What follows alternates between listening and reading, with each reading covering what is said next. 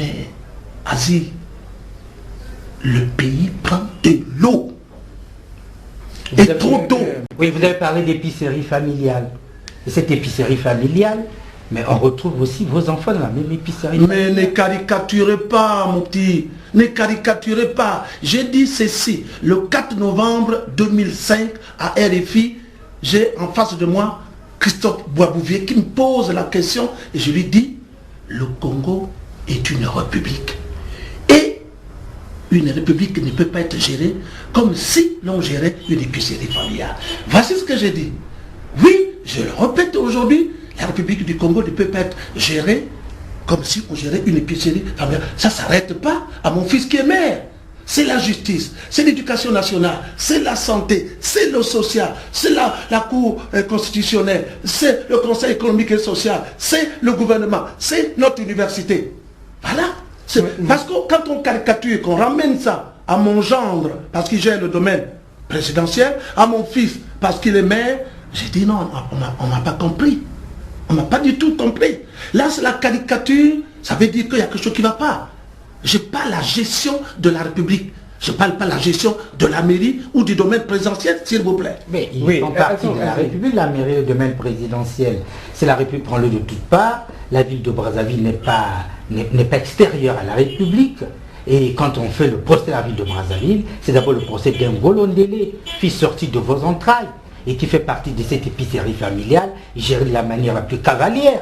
Voilà. Mais écoutez, Asie, je n'ai pas le droit de raison aujourd'hui d'encenser Hugues Ngolondele, maire de la ville de Brazzaville. C'est aux Brazzavillois de le juger, il ne m'appartient pas. S'il fait bien, s'il fait mal, de juger. Je n'ai pas de parti pris. Bon, les grands travaux ne sont pas aux mains de monsieur le maire. Brazzaville prend de l'eau partout. Bon, monsieur le maire fait-il bien? Est-il apprécié? Il appartient aux conseillers, aux habitants de Brazzaville de l'apprécier. Il ne m'appartient pas, moi, de prononcer quoi que ce soit. Mon général, donc vous partez du constat que le pays est dans la dérive et vous avez lancé un appel. Alors vous-même en tant que général Ngolondele, jusqu'où vous êtes prêt à aller aujourd'hui? Où est-ce que je vais aller? J'ai pris le peuple congolais à témoin. Le 18 juin, au palais de congrès à Versailles, dans mon message, j'ai dit au président, alors avec tout mon cœur, qu'étant donné les conditions de fonctionnement, la façon dont le destin du peuple congolais est conduit par le gouvernement de la République et le président de la République, Monsieur le Président, fraternellement, ancien compagnon de Marien Wabi comme moi, je vous propose, je vous demande de remettre votre démission au propriétaire de la légitimité qui s'appelle le peuple congolais. Je l'ai invité, j'ai réédité cet appel le 9 septembre au palais du Parlement ici à Brazzaville, parce que d'aucuns parmi vous pensent que bon, c'était fini, j'étais parti en exil. J'ai dit mais attendez, mais je vais aller en exil, je suis allé à Paris pour des raisons de santé. Bon, j'ai fini mon séjour, après le conclave, je suis rentré. Mais je devais avoir peur de quoi? Et donc, mon général, vous êtes prêt à assumer les destinées du Congo? Mais tout à fait. Mon général. Mais tout à fait. Je ne mâche pas mes mots. Oui. Si c'est le peuple congolais qui décide. Mon général. Jamais je prendrai les armes pour quoi que ce soit. À savoir que le peuple congolais a déjà a baigné plusieurs fois dans un bain de sang. Je dis maintenant, ça suffit. Mon général, vous voulez bien assumer la haute fonction de la République, mais l'appel à la démission à Paris, l'appel à la démission à Brazzaville, et c'est une voie illégale. Je vous dis illégale, pourquoi? Parce que et ce sont dans les urnes, ce sont les urnes qui font démettre un chef d'État. Quelle que soit sa gestion chaotique, vous ne pouvez pas vouloir d'une élection et en même temps d'une démission. Alors vous devez peut-être demander au président de la République, Monsieur le Président, je vous attends dans les urnes, et dans les urnes, je vous battrai à plat de couture parce que voilà mon programme. Mais si vous l'appelez à la démission au palais du Parlement et à la démission à Paris, ben, vous voyez bien que ce n'est pas par cette voie. Il y a un mandat qui doit être sanctionné par une élection. Vous devrez battre campagne et battre votre adversaire politique à plat de couture par voie électorale. Entièrement d'accord avec toi, Asie. Je dois simplement faire remarquer qu'aujourd'hui, au moment où j'appelle le président de la République à la démission, je ne voudrais pas revenir sur la démission, je crois que je l'ai déjà dit 2 fois. Je ne voudrais pas y revenir parce qu'on dit que je suis en train d'insulter le président de la République. Par cette façon de faire. Mais comment voulez-vous que je ne le dise pas en le disant? Ce n'est pas moi qui peut demander au peuple congolais.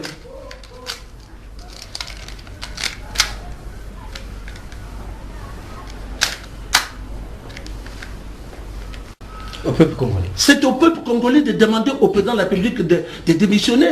Je n'ai fait que...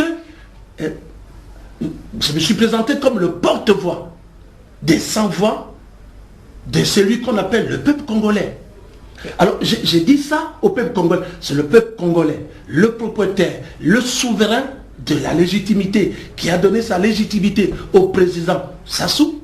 Lui seul peut entériner ce que moi j'ai suggéré. C'est pas à moi. Et puis, si je parle comme ça, c'est que la situation aujourd'hui dans notre pays est totalement extraordinaire. Et ça se titre. Parlons-en mon général. Voilà.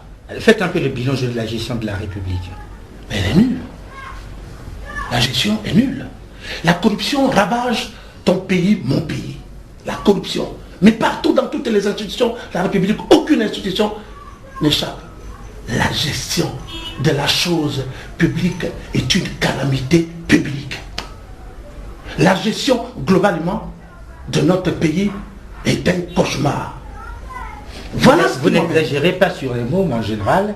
Vous avez des exemples précis pour étayer votre propos, ou c'est un discours d'opposant, vide de sens, mais avec des gros mots? Non, je ne suis pas un opposant d'abord. Ainsi, je ne me constitue pas opposant. J'ai déjà dit et redit, je suis un résistant. Parce que quelque part, j'ai appris que lorsque ton pays est en péril, on ne peut plus, le pays est en danger. C'est toutes les couches, c'est tout le peuple congolais, uni comme un seul homme qui se lève pour défendre le pays. Et donc aujourd'hui, moi, Golondele, qui ai eu à parler avant le peuple lui-même, le propriétaire de la légitimité, je ne peux pas, moi, passer pour celui qui veut donner des leçons de morale à qui que ce soit. Nous sommes dans une situation exceptionnelle, extraordinaire, ça se titre, puisque personne ne parle, moi, général Golondele, pas pour pavoiser, mais étant donné la triste réalité du fonctionnement de nos institutions, j'ai pris mon bâton de pèlerin, on a appelé ça ici et là dans ce pays, l'aventure. Donc Golondele est aventurier. J'ai dit ok, mais Savorian de Brazza, à qui nous dédions aujourd'hui un mausolée qui coûte près de 15 milliards. Pendant ce temps, au CHU, il n'y a pas une nivaquine, il n'y a pas une aspirine. Qui est aventurier? Si l'aventure que je mène, dont on me traite, peut demain être porteuse pour mériter d'un mausolée à Gamboma ou à Brazzaville comme Savorian de Brazza, je suis preneur de cette aventure. Très bien. Je vous disais, mon général, y a-t-il des points saillants? Vous reprochez de la gestion de ce pouvoir, c'est pour que vous reprochez à ce pouvoir, pour ne pas parler en l'air seulement. Vous dites la situation est intenable. Alors est-ce que vous pouvez illustrer cela par quelques repères? Azit, il ne faut pas être tatillon. Les cadres que vous êtes, que nous sommes tous humiliés, méprisés.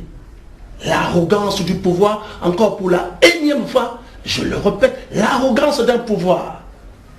Alors tu voudrais que je liste mon propos à partir de quoi? Le mépris. Lorsque l'élite d'un pays est humiliée, lorsque l'élite politique d'un pays est méprisée, attends, lorsque la corruption ravage toutes les institutions, la justice, etc., etc., mais qu'est-ce que tu voudrais que je fasse comme schéma? Les réseaux mafieux qui existent dans les départements des finances, réseaux mafieux, au trésor, et ailleurs, et à la CCA, les factures fictives qui coûtent des millions au peuple congolais, qui sont sorties. Explique-moi, toi tu es journaliste, donc investigateur à la fois, dis-moi, il n'y a dans notre pays aucune banque en mesure de te consentir, toi, cadre de ce pays, un crédit de 50 millions. Je prends le minimum.